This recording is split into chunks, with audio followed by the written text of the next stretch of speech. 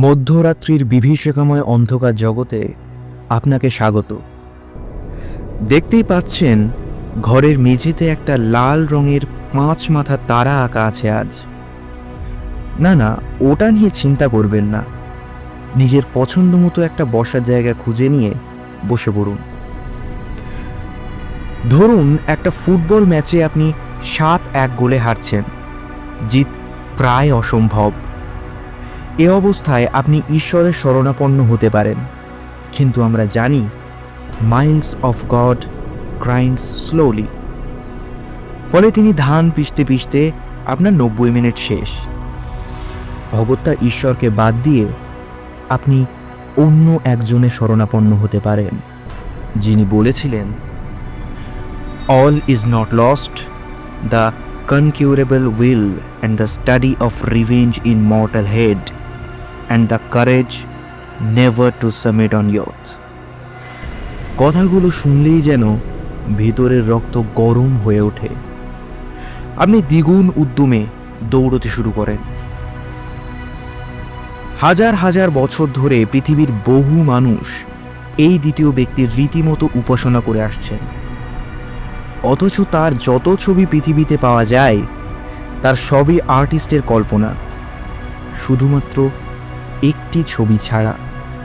কথিত আছে ওই একটি ছবি নাকি মডেলকে সামনে রেখে এঁকেছিলেন আর্টিস্ট।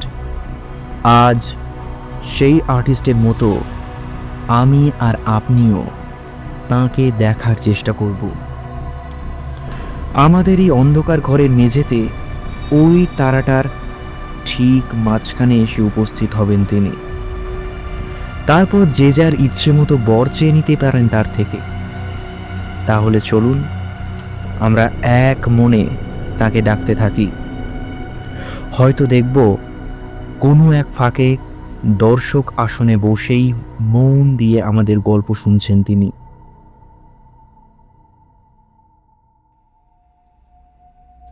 ঘরের ভিতরে একটা আলো জ্বলছে টিমটিম করে। আলো আঁধারির মধ্যে দেখা যাচ্ছে দুটো মানুষকে। একটা গমগমে চাপা শব্দ ভেসে আসছে কোথাও থেকে। হাত ধরাধরি করে দাঁড়িয়ে আছে দুজনে। ওদের ঠিক সামনে একটা তেপায়া টেবিল। সেই টেবিলের উপরে ঘরের একমাত্র আলোর উৎস, একটা মোমবাতি। টেবিলের উপরে জড়ো করে রাখা আছে একতারা কাগজ। সেই কাগজ থেকে দেখে কিছু একটা উচ্চারণ করে চলেছে মানুষ দুজন। ভাষাটা কোনো পরিচিত ভাষা নয়, তবে ভালো করে শুনলে বোঝা যায় কাউকে যেন ডাকছে তারা। টেবিলের পাশ জুড়ে রক্ত দিয়ে আঁকা 4টে 5 কোণা তারা, পেন্টাগ্রাম। রক্তের ধারা লাইন বেয়ে তার আশপাশে ছড়িয়েছে। চারদিকের বাতাস ভারী হয়ে উঠেছে। অস্থির চাপা নৈশব্দ গোটা ঘরটাকে গ্রাস করছে একটু একটু করে। মন্ত্র পড়া থেমে যেতে দুজনের একজন আরেকজনের দিকে এগিয়ে গেল। টেবিলের উপর পড়ে থাকা একটা ছোট ছুরি তুলে নিল হাতে। মোমবাতির শিখাতেও বেশ বোঝা যায় ছুরিটা ধারালো। সেটা নিপুণ দক্ষতায় নিজের বাঁ হাতে ধরে নিজেরই ডান হাতের কবজির কাছে ঠেকিয়ে টান দিল সে। মুখ দিয়ে একটা শব্দও বের হলো না। শুধু হাতের গোড়া থেকে ফিনকি দিয়ে রক্ত বেরিয়ে এসে কয়েক ফোঁটা মাটিতে পড়ল। রক্তের বাকি ফোঁটা সমেত হাতটা টেবিলে রাখা বাটির উপরে ধরল মানুষটা। বাটির ভিতরে ফোঁটা ফোঁটা রক্ত জমতে শুরু করেছে। পাশের জন্য একইভাবে কবজির উপর ছুরি টেনে দিয়ে সেটা এগিয়ে ধরল বাটির উপরে। ভিতরে মিশতে লাগলো দুজনের রক্ত। ফোঁটা ফোঁটা রক্ত মিশে একটা বিশেষ আকৃতি নিতে লাগলো সেখানে। একটা গম গম শব্দ শোনা যেতে লাগলো ঘরময়।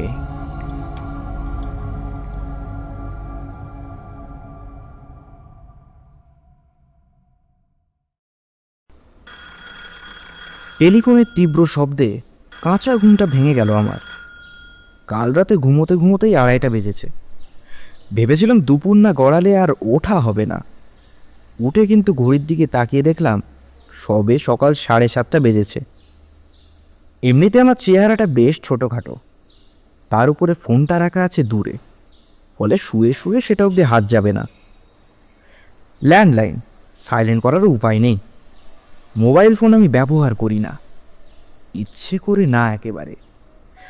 এত বড় ঝক্কিটা সারাদিন ট্যাঁকে নিয়ে না বেরোলে লোকে সেকেলে বলুক আর যাই বলুক, কিছু যায় আসে না।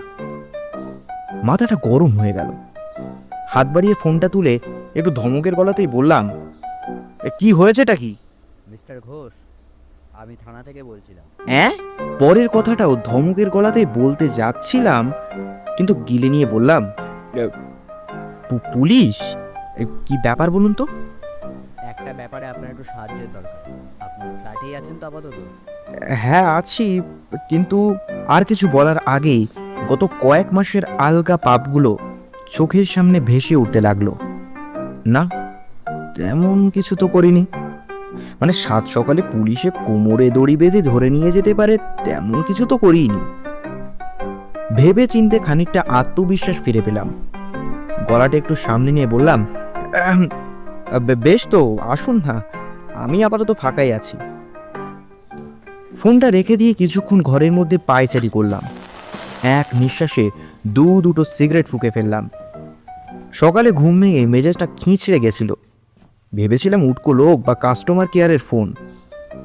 এখন মনে হচ্ছে সেগুলো হলেই হয়তো ভালো হতো।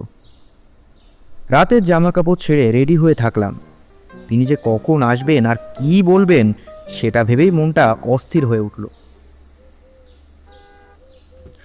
আধ ঘন্টার বদলে ঠিক 20 মিনিট পরে আমার ফ্ল্যাটের দরজায় বেল বেজে উঠল। কপাল থেকে ঘাম মুছে আমি তড়িঘড়ি গিয়ে দরজা খুলে দিলাম। পুলিশ অফিসারের চেহারাটা বেশ নাদুস নুদুস। একবার দেখেই বোঝা যায় আমাকে গ্রেফতার করে নিয়ে যেতে আসেননি। উল্টে ঠোঁটের ডগায় একটা মিষ্টি হাসি ফুটিয়ে বললেন, সমীর ঘোষ, তাই তো? আমি দুশ্চিন্তাটা কাটিয়ে উঠে বললাম, আগে হ্যাঁ। আমি অবশ্য আপনার ছবি দেখে এসেছি। চোখে পড়ার মতো চেহারা আপনার। বাঙালিদের মধ্যে এমন লম্বা চওড়া ভারী চেহারা খুব একটা দেখা যায় না। ভিতরে আসছে একটু। হ্যাঁ হ্যাঁ, আসুন না।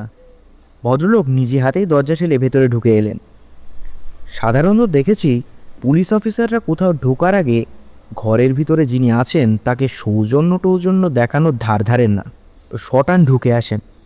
শহরের সবকটা বাড়ির অন্দরমহলেই তাদের অদৃশ্য মালিকানা আছে। নিজের বাড়িতে নিজে ঢুকবেন, সরেজমিন করতে তাতে আবার বাধা দেবে কে? যাই হোক, এখন আর এসব কথা মাথাতেও আনছি না আমি। হাতের 5টা আঙুল বাড়িয়ে সোফাটা দেখিয়ে দিলাম তাকে। বললাম, কি ব্যাপার বলুন তো? মানে আমাদের ছোটবেলায় বাড়িতে পুলিশ এলে পাড়াপড়শি ভাবতো ভয়ঙ্কর কিছু একটা কেলেঙ্কারি হয়েছে। ভদ্রলোক সোফায় বসতে বসতে বললেন, এখন আর সে জামানা নেই। বাড়িতে ইনকাম ট্যাক্স রেড হওয়াটা এখন বেশ গর্বের ব্যাপার। লোকে বোঝে লোকের বিস্তর টাকা আছে। আরে দামি ফ্রিজ টিভি এখন সবাই কিনতে পারে। আসল খানদানি জিনিস হলো আয়কর হানা। কি বলেন? আমার খুব একটা হাসি পেল না। তাও গাজোয়ারি একটা হাসি ফুটিয়ে তুললাম মুখে। বিদেশি সিনেমায় দেখেছি পুলিশের গুড কপ ব্যাড কপ রুটিন বলে একটা জেরা করার পদ্ধতি আছে। প্রথমে একজন শুন্ডির রাজা চেহারার পুলিশ বিস্তর মিষ্টি কথায় ভুলিয়ে চা সিগারেট খাইয়ে পেট থেকে কথা বের করার চেষ্টা করেন। তাতে কাজ না হলে হাল্লার রাজা এসে বেদম ঠ্যাঙানি দিয়ে হাড় মাস এক করে দেন। আমার মুখের দিকে তাকিয়ে বললেন তিনি। এতক্ষণে সোফায় ঠ্যানা নিয়েছেন তিনি। কোনো অ্যাক্সিডেন্ট হয়েছিল নাকি এর মধ্যে আপনার? কই না তো, একটু থতমত খেয়ে বললাম আমি। তাহলে মুখে এরকম কাটা দাগ? মুখে হাত বুলিয়ে আমি কিছু অনুভব করতে পারলাম না। কাটা দাগ আমার মুখে তো থাকার কথা নয়। আমি উত্তর না দিতে প্রসঙ্গটা তার এগোলো না। যাকগে, আপনার থেকে কয়েকটা কথা জানার ছিল। আমাকে চুপ করে থাকতে দেখে ভদ্রলোক বলতে শুরু করলেন, তবে তার আগে আপনার হাতটা একবার দেখতে চাই। হাত? আমি আবার পাপের লিস্ট লেখা খাতাটা চোখের সামনে মেলে ধরলাম। হ্যাঁ, মনে আপনার কবজিটা, বা হাতের কবজি। কিন্তু কেন বলুন তো? আহা, দিন না। একরকম এগিয়ে এসেই আমার কবজিটার উপরে ঝুঁকে পড়লেন তিনি। আমি আর বাক্য ব্যয় না করে হাতটা বাড়িয়ে দিলাম তার দিকে। আমার হাতের কবজির উপরে একটা ছোট আড়াআড়ি চেরা দাগ আছে, শুকনো কাদা দাগ। ঘড়ি পড়লে ঢাকা পড়ে যায়। সেটার দিকে কিছুক্ষণ মন দিয়ে তাকিয়ে থেকে হাতটা ছেড়ে দিয়ে বললেন, এই দাগটা তো বেশ পুরনো মনে হচ্ছে। নিজে কেটেছিলেন? একটু সময় নিয়ে ওপরে নিচে মাথা দোলাই আমি। হ্যাঁ, মাস 6 আগে। কতটা গভীর হয়েছিল বলে এখনো মেলায়নি দাগটা। কেন হঠাৎ নিজের হাত কাটলেন কেন? কোনো প্রেম ট্রেম? কি যে বলেন, এই বয়সে ফ্রেমে হাত কাটবো? ওসব কিছু নয়। তাহলে? এবার আর উত্তর না দিয়ে আমি তার দিকে মুখ তুলে তাকালাম। গলায় আত্মবিশ্বাস এনে জিজ্ঞেস করলাম, ঠিক কি হয়েছে বলুন তো? আমার হাতের দাগ দেখতে থানা থেকে আপনাকে পাঠায়নি নিশ্চয়ই? অনুপম পাল আর মৃগাঙ্ক সান্যাল, এই দুজনকে আপনি চেনেন? এতক্ষণে একটা খটকা লাগতে শুরু করেছে আমার। কিছু একটা যেন আঁচ করতে পেরেছি। বললাম, হ্যাঁ চিনি। কেন? কাল রাতে ওনারা দুজনে মারা গেছেন। মারা গেছে একসাথে? আমি উঠে দাঁড়াতে গিয়েও বসে পড়লাম। হ্যাঁ, একসাথে, একই ঘরে, ঠিক রাত 12:30 নাগাদ। কিন্তু কি করে? Apparently they committed suicide by cutting their veins. ব্যাপারটা মাথার ভিতরে ধরতে একটু সময় লাগলো আমার। কপালে একটা হাত রেখে বসে রইলাম কিছুক্ষণ। মাথা না তুলেই বললাম, হ্যাঁ, আজ অনেক মাস হয়ে গেল ওদের সঙ্গে যোগাযোগ নেই আমার। তবে আমি যতদূর জানি ওরা নিজেদের লাইফে তো খুশি ছিল। হঠাৎ এইসব যে কেন করতে গেল ডিপ্রেশনে ভুগে। না, ডিপ্রেশন নয়, এবং সেটাই পুলিশের সন্দেহের কারণ। সার্কামস্টেন্স দেখে মনে হয় they were into some kind of satanic rituals. What? আমার চিৎকারটা মুখ থেকে এত জোরে বেরিয়েছে যে গোটা ফ্ল্যাট জুড়ে তার একটা মৃদু প্রতিধ্বনি শোনা গেল। স্যাটানিক রিচুয়াল এই কলকাতা শহরে? অ্যাবসার্ড। খুব বেশি অ্যাবসার্ড নয় মিস্টার ঘোষ। ও কাজটা যে আপনিও আগে করেছেন সেটা আপনার হাতে শুকিয়ে যাওয়া দাগ দেখলেই বোঝা যায়। সেসবের একটা আলাদা কারণ ছিল, খানিকটা ঝোঁকের বশেই বলতে পারেন। সে ঝোঁক এখন কেটে গেছে বলছেন? বাঁকা চোখে তাকালেন তিনি। আমি কিছুক্ষণের জন্যই কি উত্তর দেব ভেবে পেলাম না। গলাটা নরম করে বললাম, এসব একসময় পিয়ার প্রেশারে এসে করেছি। হয়তো একটু বড় বয়সেই করেছি। তার মানে তো এই নয় যে এই ঘটনার সঙ্গে আমার কোনো যোগাযোগ আছে। আমি কি তাই বলেছি নাকি? শুরুর হাসিটা আবার মুখে ফিরিয়ে আনলেন তিনি। আমি তো ফোন করেই আপনাকে বলেছিলাম আপনার সাথে একটু দরকার আছে।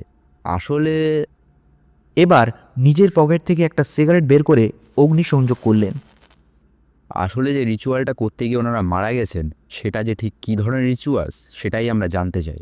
আপনি যখন আগে ওই দুজনের সাথে কাজটা করেছেন তখন আপনার থেকে ভালো এটা কে জানবে, তাই না? ঘাড়ে হাত রেখে নিজেকে শান্ত করলাম আমি। একটু আগে যেভাবে ভিতরের উত্তেজনাটা প্রকাশ করে ফেলেছি তাতে ব্যাপারটা খারাপের দিকেই এগোচ্ছিল। কানের পিছনটা এখনও গরম হয়ে আছে। বললাম, সেসব গোড়া থেকে বলতে গেলে তো অনেকটা টাইম লাগবে। আপনি যে ফোনে বললেন আপনি আজ ফাঁকা। মুখে চোখে একটু জল দিয়ে এলাম আমি। এবার আর চেয়ারে না বসে ভদ্রলোকের পাশের সোফাতেই বসে পড়লাম। বললাম, ব্যাপারটা শুরু হয় মৃগাঙ্কর হাত ধরে। ওই আমাকে তার অনুপমকে কোডেক্স গিগাসের ব্যাপারটা জানায়। আমাদের আগ্রহটা তারপর থেকেই বাড়তে থাকে। কোডেক্স গিগাস? সেটা আবার কি? একটা বই, অতি প্রাচীন বই, লেখা হয় 700 বছর আগে।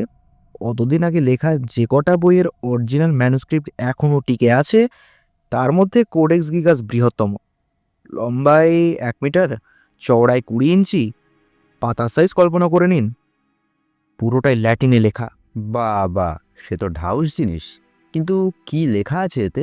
আমার ঠোঁটের কোণে একটা সরু হাসি খেলে যায়। আর একটু সরে এসে বলি, সেটা পরে বলছি, আগে বইটা সম্পর্কে কয়েকটা কথা জেনে নিন। বানিয়ে বলছি না কিন্তু, চাইলেই এ ব্যাপারে অভিজ্ঞ কাউকে জিজ্ঞেস করে নিতে পারেন। তা বেশ, বলুন। লম্বা এবং চওড়া ছাড়াও বইটা প্রায় 8.5 ইঞ্চি মোটা। প্রতি পাতায় অসংখ্য ছবি, নকশা এবং সোনা বা রূপার জলরং করা ইনস্ক্রিপশন। বিজ্ঞানীরা হিসেব করে দেখেছেন, এই সমস্ত লেখা এবং আঁকা কেউ যদি দিনে 24 ঘন্টা কাজ করে শেষ করতে চান, তাহলে তাকে টানা 5 বছর ধরে লিখে যেতে হবে। অথচ সেই বিজ্ঞানীরাই গবেষণা করে বলেছেন যে কোডেক্স গিগাস লেখা হয়েছিল অত্যন্ত কম সময়ে, সম্ভবত কয়েক সপ্তাহের মধ্যে। সে তো হতেই পারে। হয়তো একজনের বদলে কয়েকজন মিলে লিখেছিল। তা হতে পারে না। মনে রাখবেন, বইটা পুরোটা হাতে লেখা, প্রথম থেকে শেষ অবধি একই হাতের লেখা, একই অক্ষর বিন্যাস, একই ধরনের কালির টান। আমাদের বয়সের সঙ্গে সঙ্গে লেখার ধরনেরও কিছু পরিবর্তন আসে। এক্ষেত্রে কিন্তু বইয়ের প্রথম থেকে শেষ অবধি কোনো বদল আসেনি, যার থেকে তারা ধারণা করেন বইটা খুব অল্প সময়ে লেখা হয়েছে। একটা 5 বছরের কাজ কি করে একটা মানুষ কয়েক সপ্তাহে শেষ করলো, সে প্রশ্নের উত্তর কেউ দিতে পারেনি। কিন্তু এর সাথে আপনাদের সম্পর্কটা? আহা, আপনি বড্ড তাড়াতাড়ি প্রসঙ্গান্তরে চলে যাচ্ছেন। আমার বলা এখনো শেষ হয়নি। বেশ, বলতে থাকুন। জনশ্রুতি চালু আছে যে কোডেক্স গিগাস কয়েক সপ্তাহে নয়, মাত্র এক রাতেই লেখা হয়, মধ্যরাত থেকে ভোর অবধি সময়ের মধ্যে, বিশেষ একজনের সহযোগিতায়। কার সহযোগিতায়? এ প্রশ্নের উত্তর দিই না আমি, বলতে থাকি। গল্পটা অনেকটা এই রকম। চেক প্রজাতন্ত্রের বেনেডিক্টাইন মনস্ট্রির এক সাধু চার্চের আইন কানুন লঙ্ঘন করে এক ভয়াবহ পাপ করেন।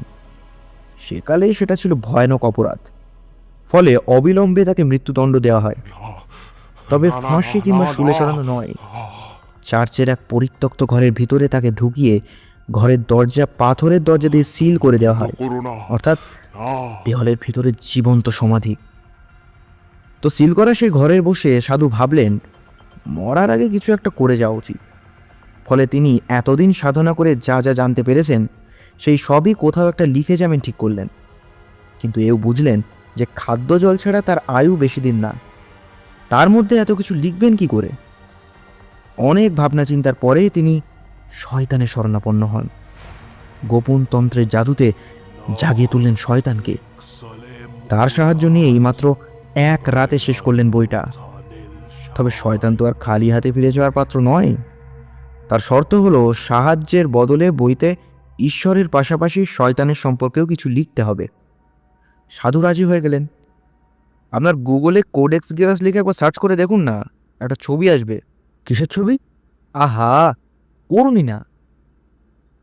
পকেট থেকে ফোন বার করে গুগলে গিয়ে সার্চ করে স্ক্রিনের দিকে তাকিয়ে থেকে অবাক চোখে আমার দিকে তাকিয়ে তিনি বললেন, এ তো অনেকটা আমাদের মহিষাসুরের মতো দেখতে। আগে হ্যাঁ, কথিত আছে ওই ছবিটি নাকি শয়তানের একমাত্র পোর্ট্রেট।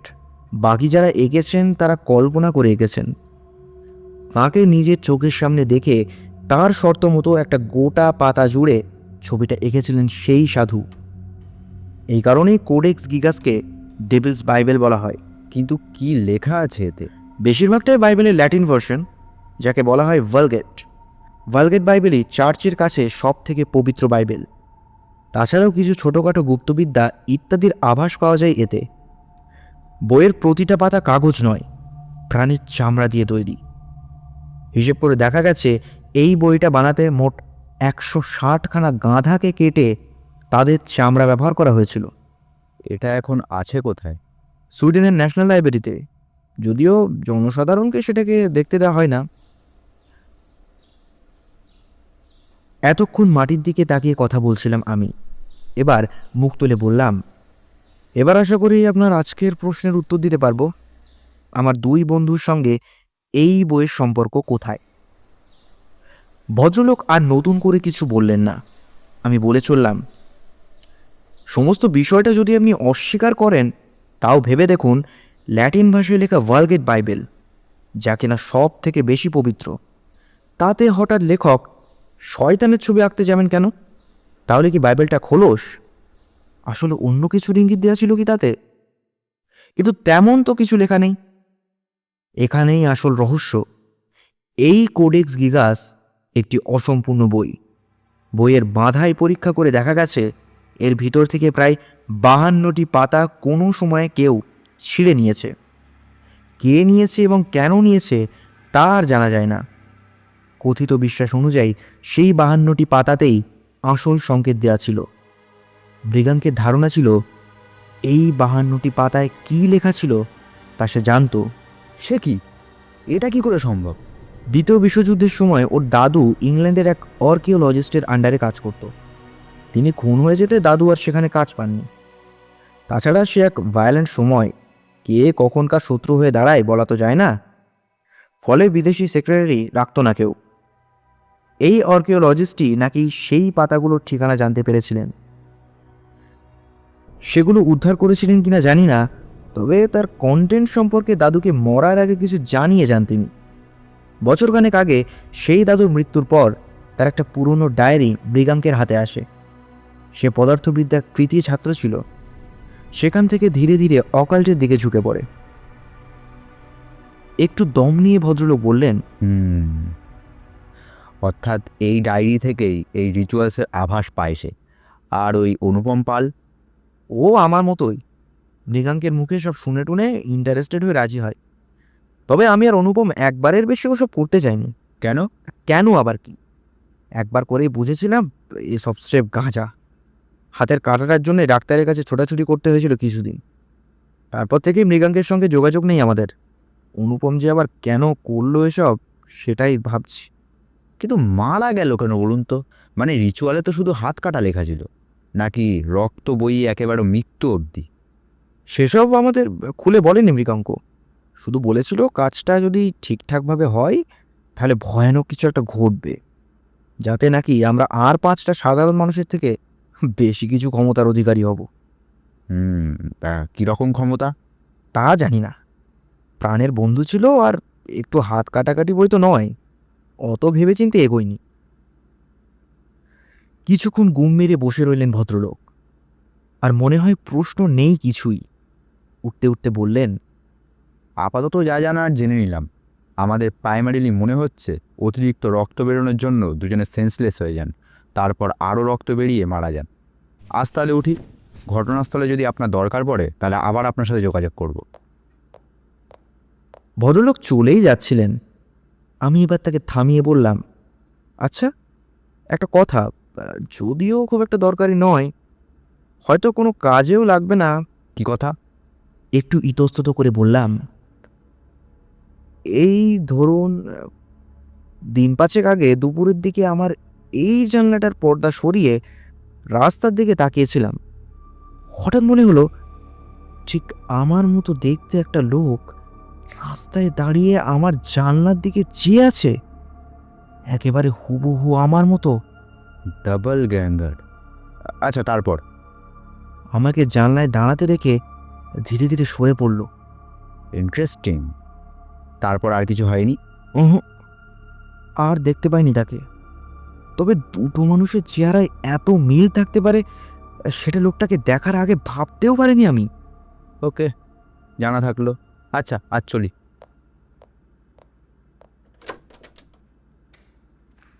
লোকটা বেরিয়ে যেতে আমিও চেয়ার ছেড়ে উঠে পড়লাম। কবজির কাতরা দাগটায় হাত বুলিয়ে নিলাম একবার। 1 বছর আগে সেই দিনটার কথা আমার স্পষ্ট মনে আছে। এমনকি মৃগাঙ্ক সেদিন ঠিক কী কারণে রিচুয়ালটা করতে চেয়েছিল সেটাও আমি জানি। কিন্তু সব কথা তো আর পুলিশকে বলা যায় না। তবে যে কথাটা ভেবে আমার সব থেকে বেশি আশ্চর্য লাগছে তা হলো এতদিন পরে হঠাৎ দুজন মিলে ওসব করতে গেল কেন? বিশেষ করে সেদিনের কাজটা যখন সফল হয়েছিল। যে পুলিশ অফিসারটি সেদিন আমার বাড়িতে এসেছিলেন তার নাম অংশুমান চৌধুরী। যাওয়ার আগে কোনো এক ফাঁকে আমার টেবিলে একটা কার্ড রেখে গিয়েছিলেন তিনি। তাতে নম্বরটা লেখা ছিল। ফোন এলো সপ্তাহখানেক পরে।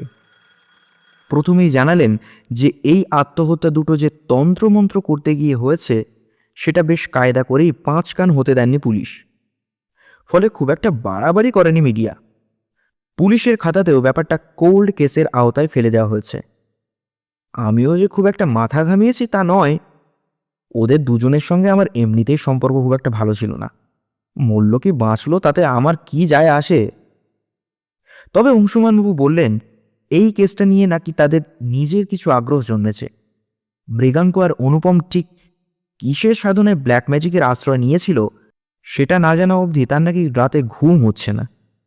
সেই কারণেই একবার আমাকে সঙ্গে নিয়ে অকুস্থলে ঘুরে আসতে চান।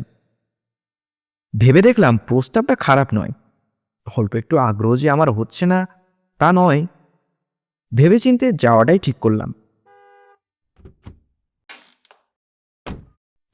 অংশুমান বাবুর গাড়িতে উঠে বসতে সরু একটা হাসি হাসলেন তিনি।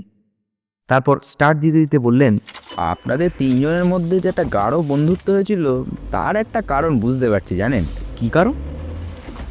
আমি উইন্ডস্ক্রিনে চোখ রেখে জিজ্ঞেস করলাম। আপনারা তিনজনেই একা থাকতেন, মানে পরিবার পরিজন বলতে তেমন কেউ ছিল না। বাকি দুজনের খোঁজ নিয়ে দেখলাম। আমরা তিনজনেই অনাথ আশ্রমে বড় হয়েছি, সেখান থেকেই বন্ধুত্ব, তাই পরিবার বলতে কিছু থাকার কথাও নয়। মানে বেশ ছোটবেলা থেকেই বন্ধুত্ব, তাই না? জ্ঞান হওয়া থেকেই। আচ্ছা, আমরা স্ট্যান্ড বাই দিয়ে যাবো তো? আপনি মৃগাঙ্কর বাড়ি চেনেন? আর না চেনার কি আছে, একসময় নিয়মিত যাতায়াত ছিল। হ্যাঁ, তা তো বটেই। পোস্তায় বাজারের পাশ দিয়ে গাড়িটা এসে দাঁড়ালো মৃগাঙ্কের ফ্ল্যাটের সামনে। বাইরে থেকে দেখে মোটেই বোঝার উপায় নেই সপ্তাহখানেক আগে এখানে একসাথে দুটো মানুষের মৃত্যু হয়েছে। ফ্ল্যাটটাকে 6 মাস আগে যেরকম দেখেছিলাম এখন তার সঙ্গে তেমন কোনো পার্থক্য নেই। আশপাশে কয়েকটা লোককে চোখে পড়ল, তারা আমাদের দিকে ফিরেও তাকালো না। বাইরের দরজা দিয়ে আমরা দুজনে ভিতরে ঢুকে এলাম। মৃগাঙ্কের অ্যাপার্টমেন্টে ছিল 3 তলায়। লিফটে উঠে করিডোর পেরিয়ে একদম শেষ মাথায় রুমটা। অংশুমানবাবুর হাতে চাবি ছিল, তিনি নিজে এগিয়ে গিয়ে দরজার নবে সেটা ঢুকিয়ে একটু চাপ দিয়ে বললেন, ভিতরে যদিও চিহ্ন আর নেই, still it's a crime scene, be careful. ভিতরে ঢুকে কিন্তু আমার মনটা খারাপ হয়ে গেল। এতদিন ওদের দুজনের সঙ্গে দেখা নেই, মনের আনাচ কানাচ থেকেও একেবারে সরিয়েই ফেলেছি। তাও মুখ দুটো মনে পড়তেই বিষণ্ণতায় ভরে উঠল মনটা। একসময় এই ঘরটায় বসে কত তাস কিংবা ক্যারাম খেলেছি, এমনকি জীবনের প্রথম সিগারেটে অবধি এখানে বসেই টান দিয়েছি। বাঁ দিকে একটা সময়ে মৃগাঙ্কের ছবি টাঙানো থাকতো, এখন সেটা কেউ সরিয়ে নিয়েছে। ফ্রেমের পিছনের দাগটা ফুটে আছে, তার মুখটাও যেন আবছা হয়ে এসেছে আমার মনের ভিতরে। সেই ফাঁকা জায়গাটার দিকে তাকিয়ে থাকতে থাকতে বললাম, মৃগাঙ্কের একটা অসুখ ছিল জানেন? অসুখ? কীরকম? নামটা ঠিক জানি না, নার্ভের কোনো রোগ। ভয়ানক ব্যথা হতো, ব্যথা সহ্য করতে না পেরে নিজেই নিজের শরীর কামড়ে মাংস তুলে ফেলতো। আত্মহত্যার চেষ্টাও করেছিল কয়েকবার, আমরাই বাধা দিয়ে। অংশুমানবাবু এগিয়ে এলেন আমার দিকে, কি যেন ভেবে জিজ্ঞেস করলেন, আচ্ছা, আপনি তো ছোট থেকেই চিনতেন, এইসব তন্ত্রমন্ত্র কি সে ছোট থেকেই করতো নাকি একটু বড় বয়সে? ছেলেবেলা থেকেই আগ্রহ ছিল দেখেছি, স্কেপটিভ টাইপের, কিন্তু আগ্রহটা জন্মেছিল এই ধরুন বছরখানেক আগে থেকে। হঠাৎ করেই? কোনো কারণ ছিল না? থাকতে পারে, আমাকে জানায়নি। ঘরের চারিদিকে চোখ ফেরাতে ফেরাতে ভদ্রলোক বললেন, দেখুন, আমার মনে হয় মানুষের বেশিরভাগ যুক্তিহীন বিশ্বাসই ভয় থেকে জন্মায়। এমনও তো হতে পারে তার এই বিশ্বাসটা রোগের যন্ত্রণা সহ্য করার অসহায়তা থেকেই জন্মেছিল। রোগটা যখন আপনি পেইনফুল বললেন। ধুর, আমি মাথা নাড়লাম। তন্ত্র করে শয়তানকে ডেকে তাকে রোগ সারাতে বলবে, এটা কেমন মশা মারতে কামান দাগার মতো শোনালো। তাহলে তো মশাই কোনো কারণই খুঁজে পাচ্ছি না। আমি চুপ করে গেলাম। কারণটা আমি জানি, বেশ ভালো করেই জানি। স্কেপটিভ কেন, মৃগাঙ্ক ছিল ঘোর নাস্তিক। সেই ছেলের মধ্যে যে কি করে অন্ধবিশ্বাস এসে বাসা বাঁধল। ভদ্রলোক মোবাইল ক্যামেরা বের করে পরপর বেশ কয়েকটা ছবি তুলছেন ঘরের। সুইসাইডের 7 দিন পরে ফাঁকা ঘরের ছবি তুলে কী লাভ হচ্ছে তা উনিই জানেন। শেষে মোবাইলটা পকেটে ঢুকিয়ে বললেন, আপনি কিছু বুঝতে পারলেন? আমি দুদিকে মাথা নাড়লাম। এঘর থেকে আর কিছু বোঝার উপায় নেই। ভদ্রলোক একটা দীর্ঘশ্বাস ফেলে বললেন, আসুন, আমরা বারান্দায় গিয়ে দাঁড়াই, বেশ খোলামেলা জায়গাটা। হ্যাঁ চলুন। বাইরে এসে একটা সিগারেট জ্বালালাম আমি। খোলা হাওয়ায় কমলার শিখাটা জ্বলে উঠল তাড়াতাড়ি। নিচে ব্যস্ত কলকাতা শহর পড়ে আছে, গাড়ি ঘোড়ার ছোটাছুটি শুরু হয়েছে। অংশুমান বাবুর দিকে তাকিয়ে বললাম, আচ্ছা, সকালে আপনারা যখন ডেড বডি দুটো উদ্ধার করলেন তখন টেবিলের ওপর কি কি ছিল?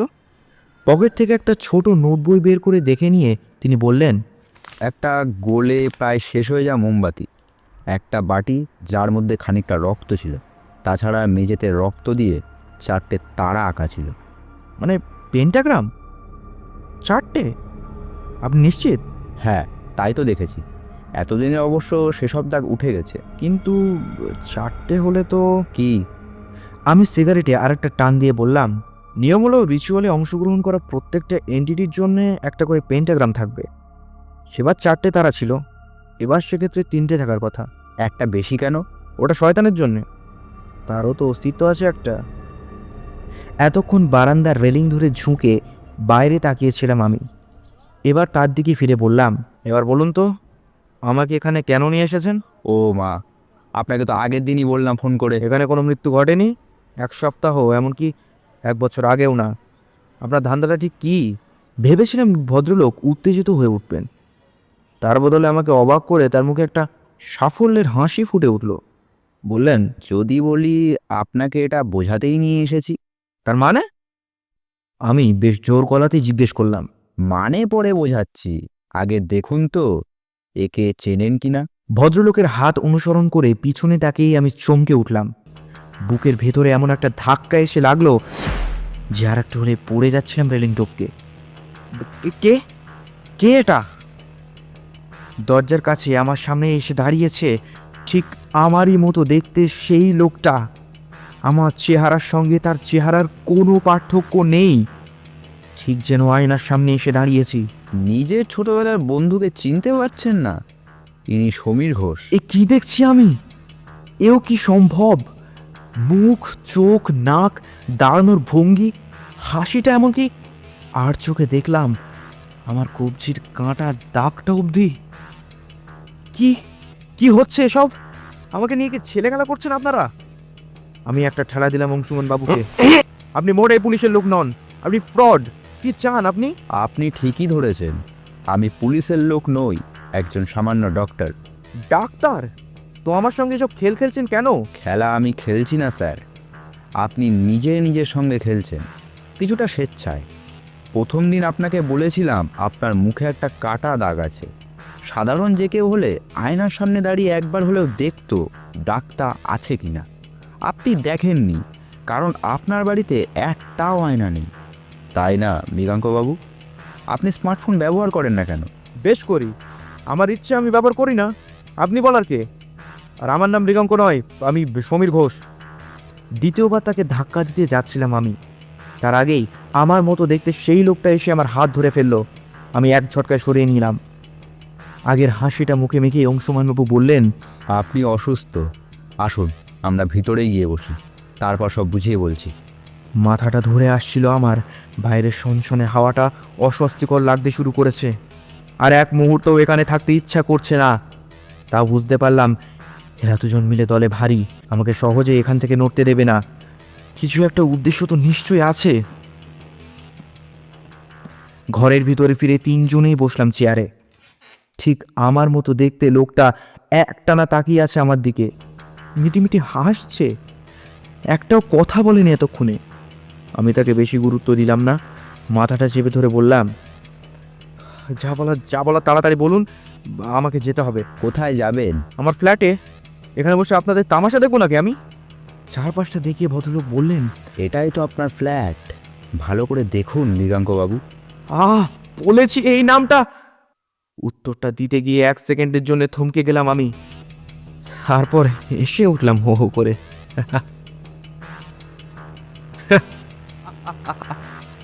সমস্ত ব্যাপারটা আমার কাছে পরিষ্কার হয়ে উঠেছে এতক্ষণে, কিন্তু এই কথাগুলো এরা জানলেন কেমন করে? হাসতে হাসতেই বললাম,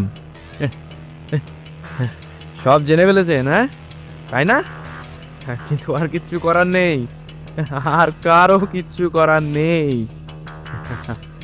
আমার পূর্ণ জরাজীর্ণ শরীরটাতে আর ফেরাতে পারবেন না আমাকে।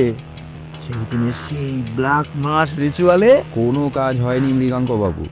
এইসব প্রাচীন গল্পগাথা, অন্ধবিশ্বাস মানুষের অসহায়তার সুযোগ নিয়ে জন্মায়, তারপর আরও অসহায় করে মৃত্যুর দিকে এগিয়ে নিয়ে যায় তাকে। কাজ যে হয়েছে তা তো আপনার চোখের সামনে। কাজ যে হয়নি তার প্রমাণটা আমি তোকে দেখাতে পারি মৃগাঙ্ক। এতক্ষণে আমার মতো দেখতে সেই লোকটা কথা বলে উঠেছে, আমার দিকে বেশ কিছুটা এগিয়ে এসেছে সে, গলাটা অবিকল আমার মতো। সেটা শুনে প্রথমে খানিকটা ঘাবড়ে গেছিলাম আমি। সে বাকি কথাটা শেষ করলো। তবে তার আগে তোর আসল গল্পটা জানা দরকার, নিজের মন গড়া গল্পটা নয়। বেশ রপ্ত করেছেন গলাটা, শোনান শোনান আপনার আসল গল্প। এক হাতে আমার একটা হাত চেপে ধরে সে বলল, আজ থেকে বছরখানেক আগে তোর একটা রোগ ধরা পড়ে, জয়েন্ট রুইস সিনড্রোম। ভয়াবহ সেই রোগের যন্ত্রণায় তুই সারাদিন ছটফট করতে থাকতিস, আত্মহত্যার চেষ্টা করেছিলিস। তারপর থেকে চোখে চোখে রাখা হয় তোকে। আমরা সারাক্ষণ কেউ না কেউ তোর পাহাড় হইতাম। তোকে এইভাবে কষ্ট পেতে দেখে আমাদের ভালো লাগতো, জানিস। তো ভয়াবহ সেই পাশবিক যন্ত্রণায় বিজ্ঞান মুখ ফিরিয়ে নিতে মরিয়া হয়ে অন্য কোনোভাবে যন্ত্রণা কমানোর চেষ্টা করতে থাকিস তুই। শেষে একদিন কোডেক্স গিকাসের ব্যাপারটা তোর চোখে পড়ে। তুই তখন বাস্তব হোক অবাস্তব হোক যে কোনোভাবে যন্ত্রণার হাত থেকে মুক্তি পেতে মরিয়া। অসহ্য কষ্ট সহ্য করতে করতে মানুষের বাস্তব জ্ঞান লোপ পায়, তোরও পেয়েছিল। ছেলে মানুষের মতন তোর মনে হয় ব্ল্যাক ম্যাসের সাধনা করে তন্ত্রমন্ত্র করে তোর রোগটা সেরে যাবে। এই নিয়ে পড়াশোনা করতে করতে একসময় আমাকে আর অনুপমকেও দলে টেনে নিস তুই। আমাদের আপত্তি ছিল না, শুধু একটু রক্ত দিতে বলেছিলি। বন্ধুর অত্যন্ত মানসিক কষ্ট দূর করার জন্যে এটুকু তো করাই যায়। তবে তন্ত্রে ঠিক কী কাজ হবে সেটা বলিসনি আমাদের। আজ থেকে 6 মাস আগে একদিন রাতে ঠিক এই ঘরটাতেই আমরা রিচুয়ালটা শুরু করি। শুরুর কিছুক্ষণ পরে রক্ত দেখে অনুপম সেখান থেকে বিদায় নেয়। বাকি কাজটা আমি আর তুই মিলে করি। তুই এমনিতেই অসুস্থ ছিলি, তার উপরে বেশ খানিকটা রক্ত শরীর থেকে বেরিয়ে যাওয়ার ফলে তুই অজ্ঞান হয়ে পড়িস। সম্ভবত অজ্ঞান অবস্থায় কিছু একটা স্বপ্ন দেখিস তুই। খুব স্বাভাবিক, তোর মন ওই স্বপ্নটা ডেসপারেটলি দেখতে চাইছিল। সেটা দেখে তোর মনে হয় ব্ল্যাক ম্যাসের মাধ্যমে তোর অর্থাৎ মৃগাঙ্কের আত্মা শরীর ছেড়ে ঢুকেছে আমার অর্থাৎ সুমিরের শরীরে। না না, এসব আজগুবি কথা। হ্যাঁ মৃগাঙ্কবাবু, ঠিক এই সময় আপনার মন দুটো স্পষ্ট ভাগে ভেঙে যায়। প্রথমে আপনার সজাগ মন, যে বিশ্বাস করে আপনার আত্মা তার শরীর ত্যাগ করে অন্য শরীরে ঢুকেছে, তাই শারীরিক সমস্ত যন্ত্রণা আপনার শরীর আর অনুভব করে না। শরীর নিজের চেষ্টাতে কিছু সংবেদনশীল নাভ থেকে সংকেত গ্রহণ করা বন্ধ করে দেয়। আপনার অবচেতন মন আপনার মস্তিষ্ককে বোকা বানিয়ে মুক্তির উপায় খুঁজে নেয়। আপনার অবচেতন মনই এই সাজানো নাটকের নেপথ্যে নির্দেশক, যে শহরে অন্য জায়গায় আপনাকে ফ্ল্যাট কিনে থাকতে বাধ্য করে। আপনার বাড়িতে কোনো আয়না নেই, কারণ সে জানে আপনার নিজের চেহারা দেখলে আপনার সজাগ মনের কল্পনা আঘাত পাবে। স্মার্টফোন আপনি ব্যবহার করেন না, কারণ তাতে ছবি তোলা যায়, স্ক্রিনে মুখ দেখা যায়। নিজে থেকেই আর বন্ধুদের সাথে যোগাযোগ রাখেন না আপনি। শারীরিক যন্ত্রণার ওষুধ হিসেবে আপনি নিজের পরিচয় নিজেই ধ্বংস করেন, এমনকি পরিচিতদের থেকেও সরিয়ে নেন নিজেকে।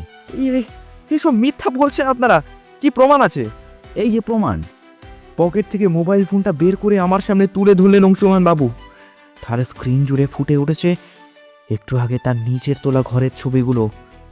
কয়েকটা ছবিতে আমাকে বুঝতে না দিয়ে ঘরের ছবি তোলার অছিলায় আমার মুখটাই ধরেছেন তিনি।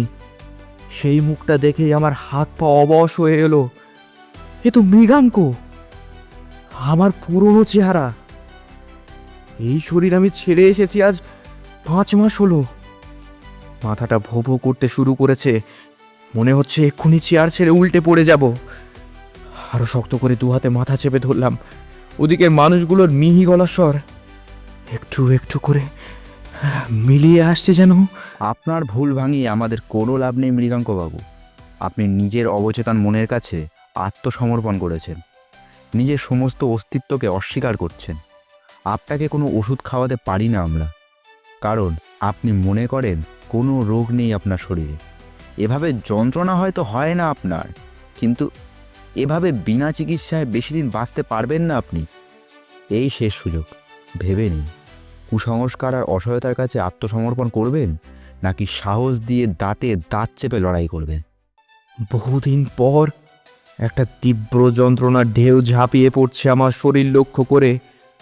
আমার নার্ভের প্রতিটা নিউরন এতদিনের সমস্ত প্রবঞ্চনার ক্ষোভ একসাথে উগরাতে শুরু করেছে। হাত দিয়েছি আর খামচে ধরলাম আমি। শরীরের প্রতিটা কোষ, রক্তের প্রতিটা কণা যেন ছুরি দিয়ে কেটে আলাদা করছে কেউ। আমার চোখ বন্ধ হয়ে এলো। চোখ যখন খুলল তখন বিকেল নেমে পড়েছে। ঘরের ভিতরটা খালি। শুয়ে থাকতে থাকতে চেয়ারের দুপাশে হাতগুলো ছড়িয়ে পড়েছে। ঝুলে থাকতে থাকতে ঝিনঝিনি ধরে গেছে এতক্ষণে। সেগুলো গুটিয়ে নিয়ে মাথাটা তুলে আমি উঠে বসলাম। ঘরটা খালি। ওরা দুজনে হয়তো চলে গেছে এতক্ষণে। সোজা হয়ে উঠে দাঁড়ালাম। আমার চেনা ঘরটার চারিদিকে একবার চোখ বুলিয়ে নিলাম। বাইরের বারান্দাটার দরজাটা এখনো খোলা আছে। মেয়ে হাওয়ার ধাক্কা এসে লাগছে সেখান থেকে। সেদিকে এগোতে গিয়ে আমি থমকে দাঁড়ালাম। ঘরের একমাত্র বিছানার ঠিক উপরেই একটা ছবি পড়ে আছে, দেওয়ালে ঝোলানো ছবি। ধীর পায়ে সেটার দিকে এগিয়ে গেলাম আমি। বহুদিন কোথাও চাপা দিয়ে রাখা ছিল হয়তো। জামার তলার দিকটা দিয়ে ধুলোর পরতটা মুছে দেওয়ালের সেই ফাঁকা জায়গায় টাঙিয়ে রাখলাম নিজের ছবিটা। সেটার দিকে কিছুক্ষণ তাকিয়ে থেকে এগিয়ে এলাম বারান্দার দিকে। বিকেল পেরিয়ে সন্ধে নামতে শুরু করেছে। বাইরের লোকজনের চেহারা অন্ধকারে ঢেকেছে এতক্ষণে। আকাশের বুক থেকে রক্ত শুষে নিয়ে একটু একটু করে ডুবে যাচ্ছে সূর্য। নরম হাওয়াটা গায়ে মাখতে মাখতে অবাক হয়ে আকাশের দিকে তাকিয়ে দেখলাম সেখানে এত অন্ধকারের মাঝেও উজ্জ্বল হয়ে ফুটে উঠছে একটা পেন্টাগ্রাম। মিহি আলোয় চিকচিক করছে পাঁচকোনা তারাটা। সেখান থেকে আর একটা একটু একটু করে ছড়িয়ে পড়ছে সমস্ত আকাশটা জুড়ে। নিকষ অন্ধকারের বুকেও সারা রাত চলবে এই নতুন তারাগুলো। তাদের দিকে অনেকক্ষণ তাকিয়ে থাকতে থাকতে মনটা শান্ত হয়ে এলো আমার।